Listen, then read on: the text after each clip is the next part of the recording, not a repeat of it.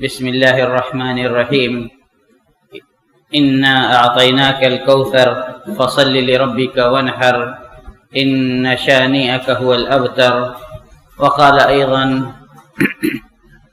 والفجر وليال عشر والشفع والوتر وقال لن ينال الله لحومها ولا دماؤها ولكن يناله التقوى منكم وقال ليذكروا اسم الله في أيام معلومات على ما رزقهم من بهيمة الأنعام۔ محترم حاضرین، جیسا کہ ہم اور آپ سبھی بخوبی واقف ہیں کہ یہ ذی الحج کا پہلا عشرہ چل رہا ہے، اور یہ عشرہ اپنے دنوں کے اعتبار سے سال کے بہترین ایام پر مشتمل ہے۔ اس عشرے کی فضیلت میں یہی اتنا کافی ہے کہ اللہ تبارک و تعالی نے اس کی قسم کھائی ہے ولیال عشر۔ مفسرین کا اجماع ہے کہ اس سے ذی الحجہ کے ابتدائی 10 دن مراد ہیں، اور پھر اللہ تبارک تعالیٰ نے شفع و وتر کی قسم کھائی۔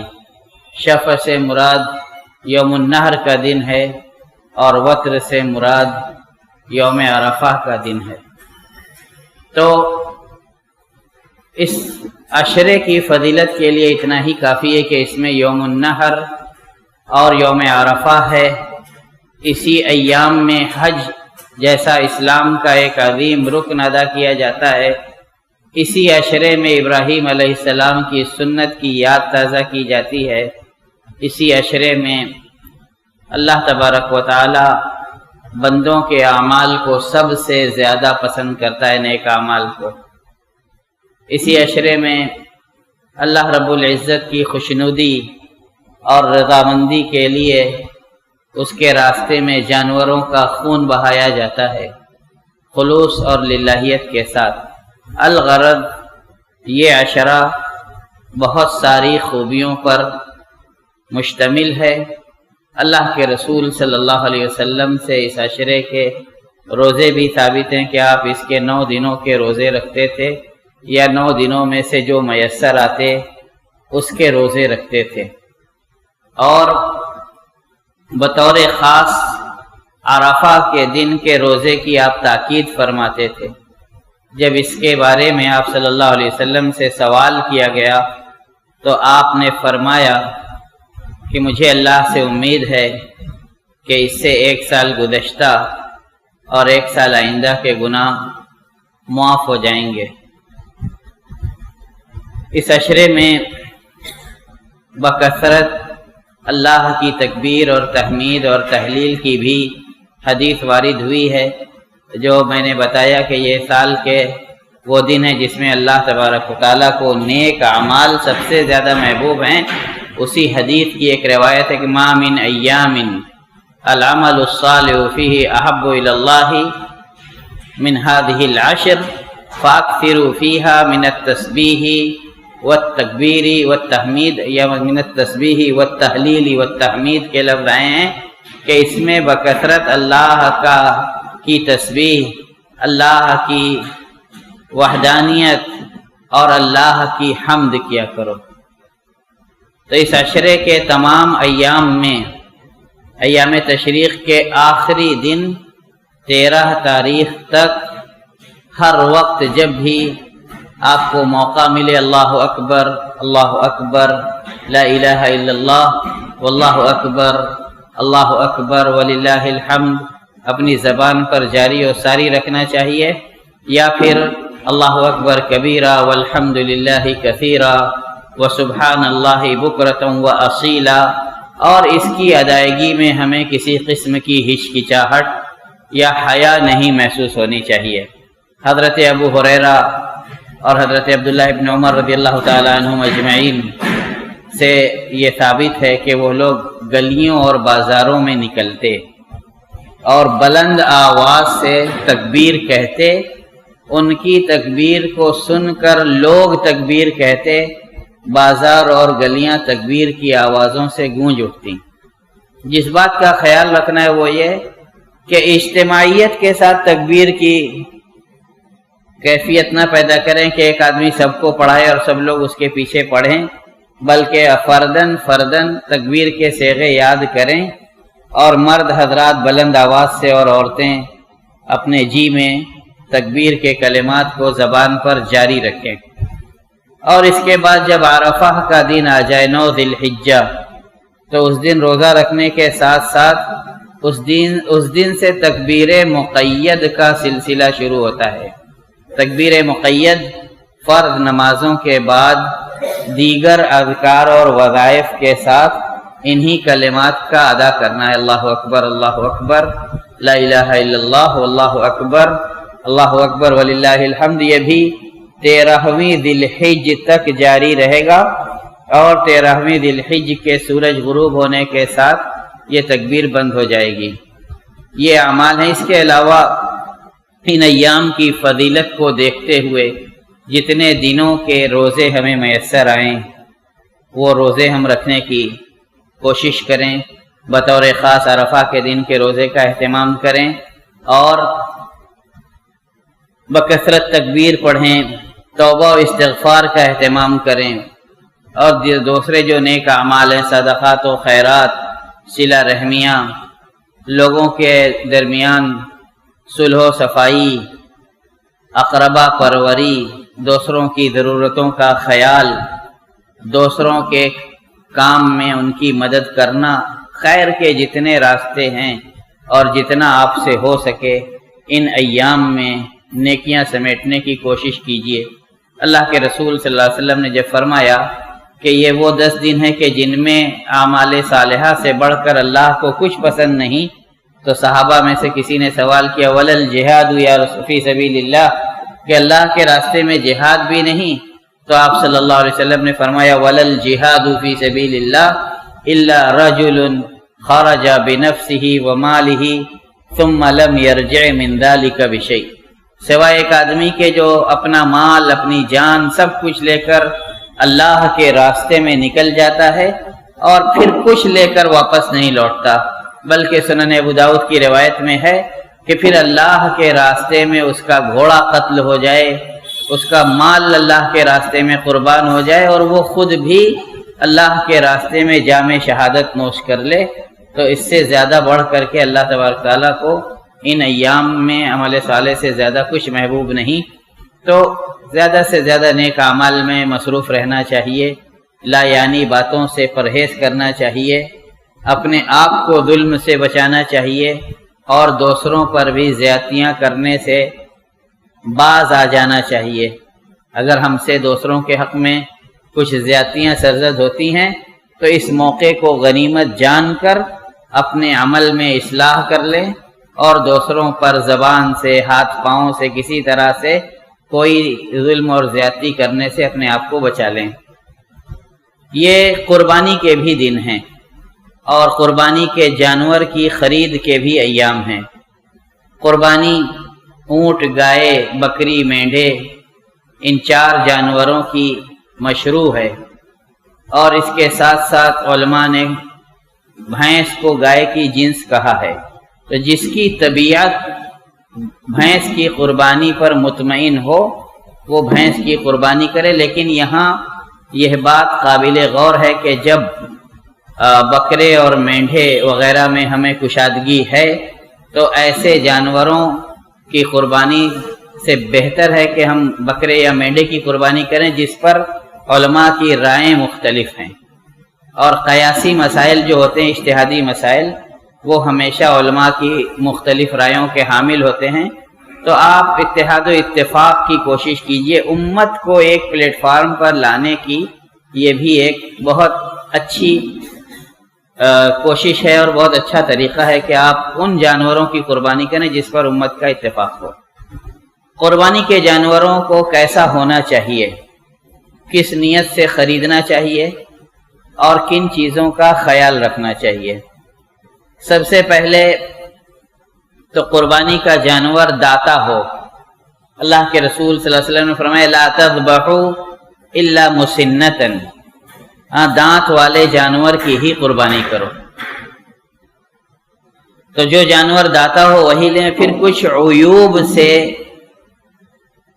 پرہیز کرنے کی بات اللہ کے رسول صلی اللہ علیہ وسلم نے سکھلائی ہے، جیسے ایسا جانور جو اندھا یا کانا ہو اور اس کا اندھاپن یا اس کا کاناپن بالکل واضح ہو، بادی و نظر میں آپ ذرا سا اس کی طرف دھیان دیں تو سمجھ میں آ جائے کہ یہ جانور کانا ہے یا اندھا ہے، اس کی چال سے معلوم ہو جائے کہ اس کو دکھائی نہیں دیتا۔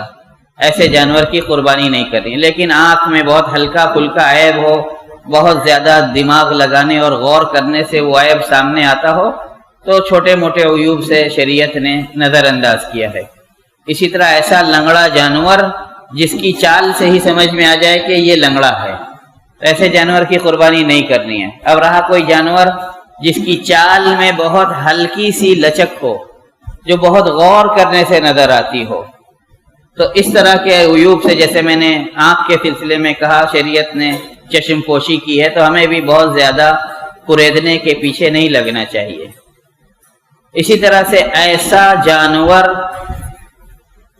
جو بیمار ہو اور اس کی بیماری بالکل واضح ہو، بکریاں یا مینڈھے جو ہوتے ہیں تو ان کی ناک والی بیماری جس کو کہ ہم انفلوئنزا کے نام سے جانتے ہیں، اور وہ آئی بھی عربی زبان سے انف العنزہ دراصل اس کی ہے، اور وہ بکری کے ناک کی بیماری ہے جو اس کو زکام یا فلو لاحق ہوتا ہے، یا پھر وہ بخار سے تپ رہی اور اس کے جسم پر ہاتھ رکھنے سے ہی اس کے بخار کا پتہ چلے، یا اس کو کوئی اور بیماری ہو جس سے وہ سر لٹکائے کھڑا ہو جانور اور یہ بالکل واضح ہو کہ یہ جانور بیمار ہے، تو ایسا بیمار جانور قربانی کے لیے نہیں خریدنا چاہیے۔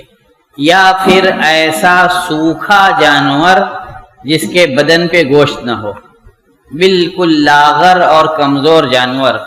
کچھ لوگ گنتی گنانے کے لیے 10 جانور خریدے، اس طرح کے دبلے پتلے کمزور سے جانور خرید لاتے ہیں۔ قربانی کا جانور آپ یہ دیکھ کر کے خریدیے کہ آپ کس کے لیے قربانی کرنے جا رہے ہیں، اور اس ذات کی ہیبت، اس کا جلال، اس کی عظمت، اس کی کبریائی کا خیال کر کے درمیانے جانور لیجئے۔ تو یہ 4 عیوب متفق علیہ ہیں، حدیث سے ثابت ہیں۔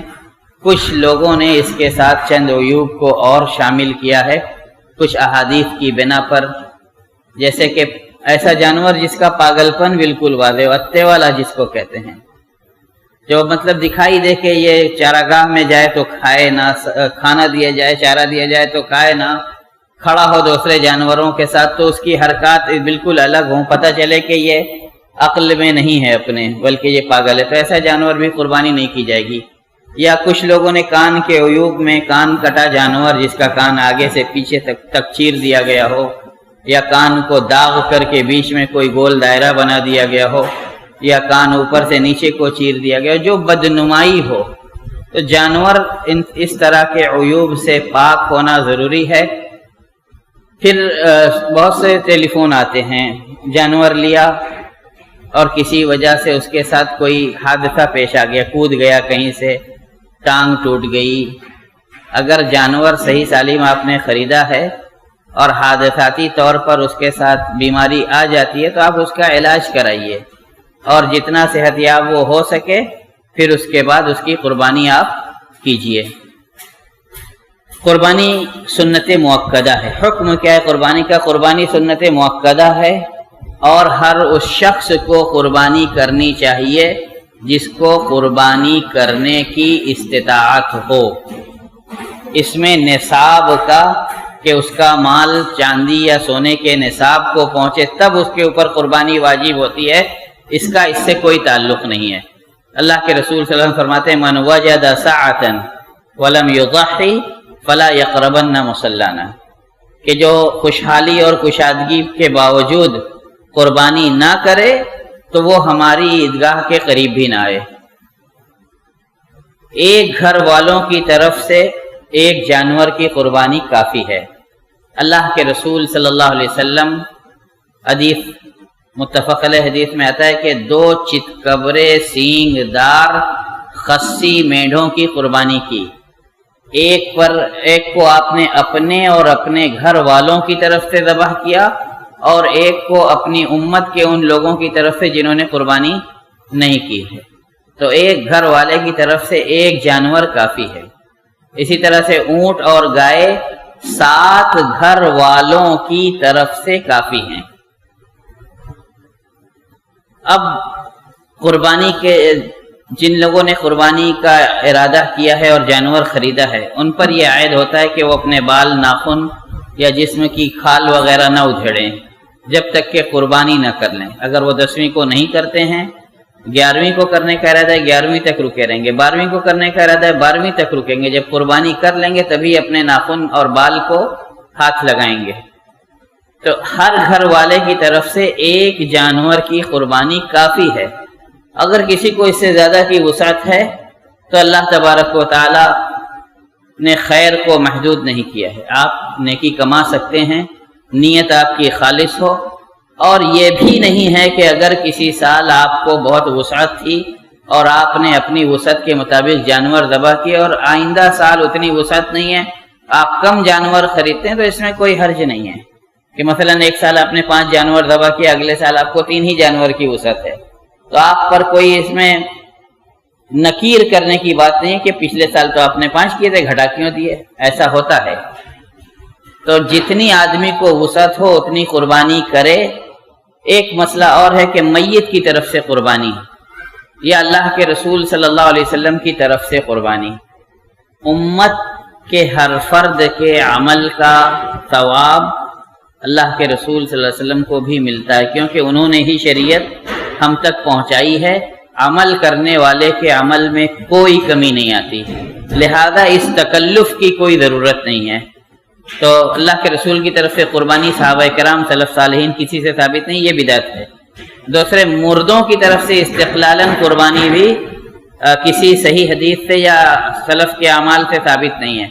علماء نے جو طریقہ بتایا ہے کہ آپ اپنے گھر والوں کی طرف سے ہر جانور کو، تمام پورے گھر والوں کی طرف سے، تمام افراد کی طرف سے ذبح کیجئے، زندوں اور مردوں اس میں سب کو شامل کیجئے، اور مردوں کی طرف سے الگ سے مستقلاً قربانی کرنے سے بچیے۔ اس طرح اجر و ثواب میں سب شریک ہوں گے اور خیر کے دروازوں کو تنگ نہیں کرنا چاہیے۔ قربانی کیسے کریں؟ قربانی کا وقت عید کی نماز، عید الاضحیٰ کی نماز کے بعد شروع ہوتا ہے، اور قربانی کا جانور قبلہ رخ لٹا کر اور اللہ کا نام لے کر اور اللہ اکبر کہہ کر جس کی جانب سے قربانی ہے وہ بیان کر کے اللہم منی ومن اہل بیتی اللہم منک ولک، اس طرح کے جو الفاظ ثابت ہیں اس کو پڑھ کر ذبح کرے۔ قربانی کے وقت کی چند غلطیاں جو بیان کرنا ضروری ہے۔ کچھ لوگ جانور لے آتے ہیں اور اس کے بعد چھری ہاتھ میں لے کر بہت سی باتیں طے کرنے لگتے ہیں۔ جانور کھڑا چھری کو دیکھ رہا ہے، جب تک ساری چیزیں طے نہ ہو جائیں یا چھری کی دھار لگانی ہے، جانور لے آئے اسی کے سامنے چھری پر دھار لگا رہے ہیں۔ ان اللہ قد کتب الاحسان علی کل شیء، اللہ نے ہر چیز کے ساتھ حسن سلوک کو فرض کیا ہے۔ فَإِذَا قَتَلْتُمْ فَأَحْسِنُوا الْقِتْلَةَ، کسی کی اگر قصاص میں جان بھی لینی ہو تو آسانی کے ساتھ جان لو۔ وَإِذَا ذَبَحْتُمْ فَأَحْسِنُوا الذِّبْحَ، ذبح کرو تو اچھی طرح سے ذبح کرو۔ وَلْيُحِدَّ أَحَدَكُمْ شَفْرَتَهُ، تم میں سے ہر ایک کو چاہیے کہ اپنی چھری کی دھار تیز کر لے۔ وَلْيُرِحْ ذَبِيحَتَهُ، اپنے جانور کو آرام پہنچائے۔ جب سارے انتظامات ہو جائیں، چھری کی دھار لگ چکی ہو، ذبح کرنے کا پورا ارادہ ہو، جانور لائیے، اس کو پہلو کے بل لٹائیے اور اس کے گلے پر اللہ کا نام لے کر کے اور جس کی طرف سے قربانی ہے اس کو بیان کر کے ذبح کیجیے۔ جانور کو کسی طرح کی اذیت سے بچائیے۔ جانور کے تعلق سے کچھ باتیں اور، کچھ لوگ لاتے ہیں جانور لا کر کے باندھ دیا، اپنے دنیا کے کاموں میں لگے ہوئے ہیں، جانور کے کھانے پینے کا کوئی خیال نہیں رکھا، بھوکا پیاسا جانور دن بھر پڑا رہتا ہے۔ ایسا نہیں کرنا چاہیے۔ جانور تبھی خریدیں جب آپ اس کی دیکھ ریکھ کر سکیں، یا خرید کر لائے ہیں تو اس کی تمام طرح کی دیکھ ریکھ، کھلانے پلانے سے لے کر اس کے آرام کی جگہ کی صفائی کی بھی آپ کی ذمہ داری بنتی ہے۔ لہذا جب جانور لائیں تو ان باتوں کا خیال رکھیں۔ جانور بہرحال جانور ہے، کبھی وہ باندھنے کے وقت یا صفائی کے لیے کھولنے کے وقت اچھل کود مچا سکتا ہے، آپ کو تنگ کر سکتا ہے۔ ایسے موقعوں پر جانور کو برا بھلا کہنا یہ اسلامی آداب کے خلاف ہے۔ حضرت ابو جریح جابر ابن سلیم رضی اللہ تعالیٰ عنہ کو اللہ کے رسول صلی اللہ علیہ وسلم نے وصیت کی تھی کہ کبھی کسی کو گالی نہ بکیں، تو حضرت ابو جریح کہتے ہیں کہ اس کے بعد میں نے کسی غلام، کسی آزاد، کسی اونٹ، کسی بکری تک کو گالی نہیں دی۔ تو جانور کی فطرت ہے، وہ کبھی کبھی خوش ہو کر، کبھی کسی پریشانی کی وجہ سے بے زبان ہے، بول نہیں سکتا، کچھ ایسی حرکتیں کر سکتا ہے جس پر آپ کو غصہ آئے۔ صبر اور تحمل سے کام لیجئے اور اس کے ساتھ احسان و سلوک کیجئے۔ پھر قربانی کے گوشت کا کیا حکم ہے؟ قربانی کے گوشت کو علماء کرام نے کہا ہے کہ خود کھانا، اقربا اور رشتہ داروں کے یہاں بھیجنا، فقراء اور مساکین کو دینا، اور اگر ان سب سے بچ رہے اور انسان کو ضرورت ہے تو اس کو ذخیرہ کر سکتا ہے، اسٹور کر سکتا ہے۔ لیکن فقراء و مساکین کا حق کا خیال نہ کیا جائے، رشتہ داروں کے حق کا خیال نہ کیا جائے، اور بکرا ذبح کر کے بند دروازوں کے پیچھے سارا کا سارا گوشت ریفریجریٹروں کے حوالے کر دیا جائے، تو یہ بھی اسلامی شریعت کے آداب کے خلاف ہے۔ آپ اس میں فقراء و مساکین کے حق کو پہچانیے، اقربا اور رشتہ داروں کے حق کو پہچانیے، اور اس کے بعد اگر کچھ اپنے لیے رکھنا چاہیں تو رکھیں۔ قربانی کے ایام کیا ہیں؟ قربانی کے ایام 10ویں ذی الحج عید الاضحیٰ کا دوگانہ ادا کرنے کے بعد سے 13ویں ذی الحج کا سورج غروب ہونے سے پہلے تک ہے۔ تو 11، 12 اور 13 یہ ایام تشریق ہیں، اور اس سلسلے میں صحیح روایات سے ثابت ہے کہ اللہ کے رسول صلی اللہ علیہ وسلم نے فرمایا کہ منا کے سارے ایام قربانی کے دن ہیں، اور منا کے ایام 3 ہیں، فمن تعجل فی یومین فلا اثم علیہ ومن تأخر فلا اثم علیہ۔ جو 12ویں اور 13ویں تاریخ میں سے منا سے پہلے نکلنا چاہے 12ویں کی شام کو تو اس پر بھی کوئی حرج نہیں، اور جو 13ویں تاریخ کو نکلنا چاہے تو اس پر بھی کوئی حرج نہیں۔ تو یہ امام شافعی اور بہت سے صحابہ کرام ان کے ساتھ ان کا موقف ہے کہ 13 تاریخ تک، اور صحیح حدیث کی روشنی میں یہی مسلک راجح بھی ہے کہ ایام تشریق، یوم النحر اور اس کے بعد کے 3 ایام ہیں، ان ایام میں قربانی کریں، اور قربانی یہ سوچ کر کریں کہ یہ ہم اللہ کے لیے کر رہے ہیں۔ اللہ تبارک و تعالیٰ فرماتا ہے لَن يَنَالَ اللَّهَ لُحُومُهَا وَلَا دِمَاؤُهَا وَلَكِنْ يَنَالُهُ التَّقْوَىٰ مِنْكُمْ۔ اللہ کو قربانی کا گوشت نہیں پہنچتا، اللہ کو تمہارے دلوں کا تقویٰ پہنچتا ہے۔ اللہ کے رسول صلی اللہ علیہ وسلم فَطِيبُوا بِهَا نَفْسًا، خوب خوش دلی کے ساتھ قربانی کیا کرو۔ تو قربانی اللہ کی رضا، اور قربانی کرتے وقت وہی جذبہ ہو جس جذبے کے تحت ہم سنت ابراہیمی کی یاد تازہ کرتے ہیں۔